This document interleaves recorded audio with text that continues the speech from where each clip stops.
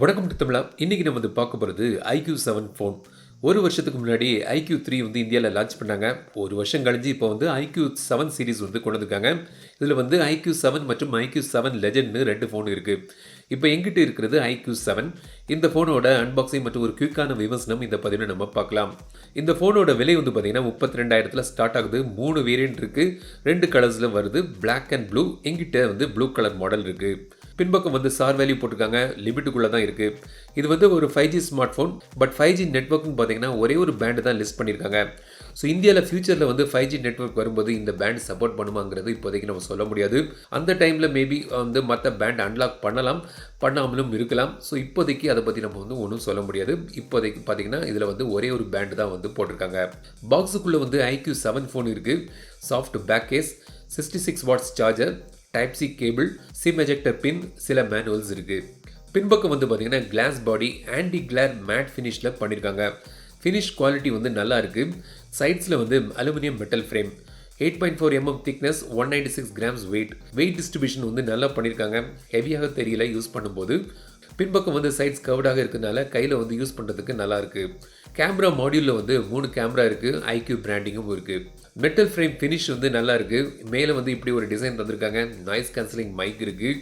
கீழே ஸ்பீக்கர். இந்த ஃபோனில் டூவல் ஸ்பீக்கர், மேலே ஒன்று கீழே ஒன்றுன்னு. டைப் சி போர்ட், மைக் மற்றும் சிம் ட்ரை. 2 சிம் போடலாம், ஆனால் மெமரி கார்டு ஸ்லாட் கிடையாது. Dual VoLTE voice over wifi support உண்டு. 5G பேண்ட் ஒரு சிம்மில் ஒர்க் ஆகும். இந்த ஃபோனில் ஆடியோ போர்ட் கிடையாது. ஸோ நீங்கள் வயர்டு இயர்ஃபோன் யூஸ் பண்ணணும்னா type C to 3.5 mm dongle வேணும். பாக்ஸில் அது இல்லை. ரைட்டில் பவர் பட்டன் மற்றும் வால்யூம் பட்டன்ஸ், லெஃப்ட் பிளெயினாக இருக்குது. மொத்தத்தில் நல்ல டிசைன், ப்ரீமியம் ஃபினிஷ், நல்ல build quality. In display finger print sensor மற்றும் ஃபேஸ் அன்லாக் இருக்குது. Finger print sensor animation option நிறைய இருக்குது. ப்ளஸ் இது ஃபாஸ்ட்டாகவும் வேலை செய்யுது.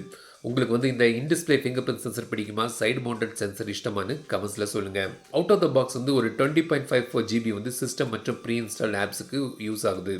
IQ விவோவோட ஒரு சப் பிராண்ட் தான். ஸோ ஃபன் டச் ஓஸ் தான் இங்கேயும் இருக்குது. சைனாவில் விவோவோட புதிய ஆரிஜினல் யூஸ் பண்ணுறாங்க. ஆனால் இங்கே ஃபன் டச் ஓஸ் தான் யூஸ் ஆகுது. ஸோ விவோ ஃபோனில் யூஸ் பண்ணிக்கிங்கன்னா அதோட சேம் UI ஃபீச்சர்ஸ் இதுலேயும் உண்டு. ஸோ டைரெக்டாக பெர்ஃபார்மன்ஸுக்கு ஜம்ப் பண்ணலாம். இந்த ஃபோனில் ஸ்னாப்ட்ராகன் 870 யூஸ் பண்ணுறாங்க. பெர்ஃபார்மன்ஸ் எப்படி, ஹீட்டிங் இஷ்யூ இருக்கான்னு உங்கள் சந்தேகத்தை தீர்த்து வைக்கிறேன். தொடர்ந்து பாருங்கள். நம்ம சேனலுக்கு இது வரைக்கும் நீங்கள் சப்ஸ்கிரைப் பண்ணாலும் இப்போ இந்த சப்ஸ்கிரைப் பட்டன் மற்றும் பெல் பட்டன் நமக்கு தொடர்ந்து உங்கள் ஆதரவு தாருங்க. ஸ்னாப்ட்ராகன் 870 ஒரு அருமையான சிப்செட். பெர்ஃபார்மன்ஸுக்கு பிரச்சனையே கிடையாது. டாப் டக்கப் பெர்ஃபார்மன்ஸ் தருது. பட் IQ சில எக்ஸ்ட்ரா விஷயங்களும் இதில் கொண்டு வந்திருக்காங்க. டிஸ்பிளே சிப்னு ஒரு எக்ஸ்ட்ராவாக ஒரு சிப் இதை யூஸ் பண்ணுறாங்க சொல்லியிருக்காங்க. கேமிங்க்குலாம் இது ரொம்பவே யூஸ்ஃபுல்லாக இருக்குன்னு போட்டிருக்காங்க. ஸ்க்ரீன்லேருந்து இப்படி நீங்கள் கேம் மோட் அக்சஸ் பண்ணலாம். 4D வைப்ரேஷன் மோடு இருக்குது. கேமிங்கில் சில மொமெண்ட்ஸ், அதாவது ஃபயரிங் இந்த மாதிரி தருணங்களில் வைப்ரேஷன் உணர முடியும் ஸ்க்ரீனில். கேம் டிஸ்பிளே என்ஹான்ஸ்மெண்ட்னு ஒரு ஆப்ஷன் இருக்குது. இதை எனேபிள் பண்ணிங்கன்னா கேம் விஷுவலாக கொஞ்சம் பார்க்க நல்லா இருக்குது. கலர்ஸ் ப்ளஸ் கான்ட்ராஸ்ட் விஷயங்கள். கேம் ஃப்ரேம் இன்டர்போலேஷன் ஒரு ஆப்ஷன் எனேபிள் பண்ணினா கேம் நீங்கள் ஒரு நார்மல் கேம் விளையாடினா கூட அதை நீங்கள் 90 FPS இல்லாட்டி 120 FPSக்கு நீங்கள் சேஞ்ச் பண்ணிக்கலாம். நார்மல் கேம் கூட ஃப்ரேம் ரேட் இன்டர்போலேஷன் மூலமாக கொஞ்சம் ஸ்மூத்தாக விளையாடுது. ஸோ கேமிங் விஷுவலாக நல்லா இருக்குது, ஸ்மூத்தாகவும். இந்த மாதிரி விஷயங்கள் இந்த டிஸ்பிளே சிப் மூலமாக பண்ணுறாங்க. கேமிங் மாஸ் காண்பிக்குது. ரொம்ப ஸ்மூத்தாக, கிராஃபிக்ஸ்லாம் தாறுமாறு செம்மையாக இருக்குது விளையாட. பட் என்னை ரொம்ப இம்ப்ரெஸ் பண்ண ஒரு விஷயம் இதில் என்னென்னு பார்த்தீங்கன்னா, இதில் அவங்க யூஸ் பண்ணியிருக்கிற கூலிங் சிஸ்டம் டெக்னாலஜி. Mi 11Xல கூட சேம் சிப்செட் தான். பட் அதோட கேமிங் ரிவ்யூவில் நான் ஒரு 9 to 10 டிகிரி ஹீட்டிங் ஆகுதுன்னு சொல்லியிருந்தேன். ஆனால் இதில் 4 to 5 டிகிரி தான் ஹீட்டிங் ஏறுது. சூப்பராக கண்ட்ரோல் பண்ணியிருக்காங்க ஹீட்டிங்கை. ஸோ கேமிங்க்கு ஒரு சூப்பரான ஒரு ஃபோன் இது. கேமிங்னு பார்க்கும்போது இந்த ஃபோன் Mi 11Xை பீட் பண்ணிடுது இந்த விஷயத்தில். ஆனால் எனக்கு ஒரு சின்ன டிசப்பாயின்மெண்ட் என்னென்னு பார்த்தீங்கன்னா, இந்த iQ3ல monster button game triggers தந்துருந்தாங்க.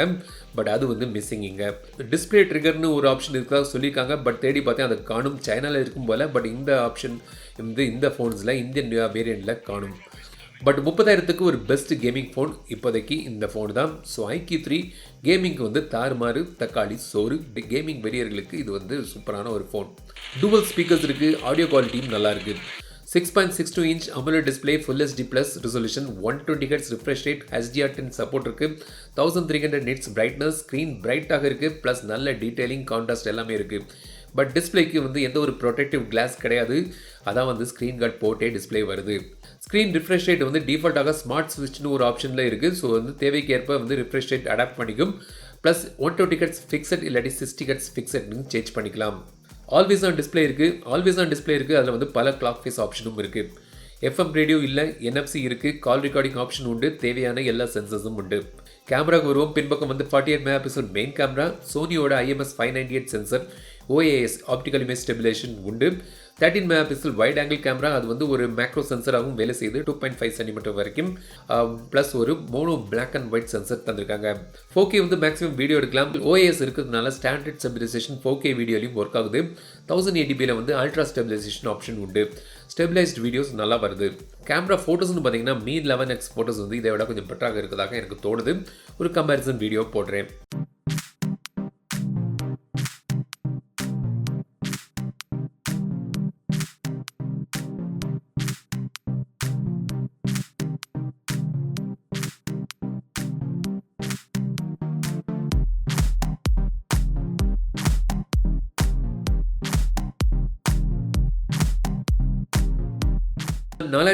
mAh battery, 66 watts fast charging ஓடி வருது. ஒரு 30 நிமிஷத்தில் ஃப்ளாட்டாக நீங்கள் ஃபுல் சார்ஜ் பண்ணிடலாம். 0 to 100%. பேட்டரி லைஃப் வந்து 1 டே நீங்கள் எதிர்பார்க்கலாம். ஸோ இதான் வந்து iQ7. இந்த ஃபோனோட ப்ளஸ் பாயிண்ட்னு பார்த்தீங்கன்னா சிறப்பான ஒரு gaming smart phone, heating issues இல்லை, 66 வாட்ஸ் சூப்பர் ஃபாஸ்டிங் இருக்கிறதுனால 30 மினிட்ஸில் ஃபுல் சார்ஜ் பண்ணிடலாம்.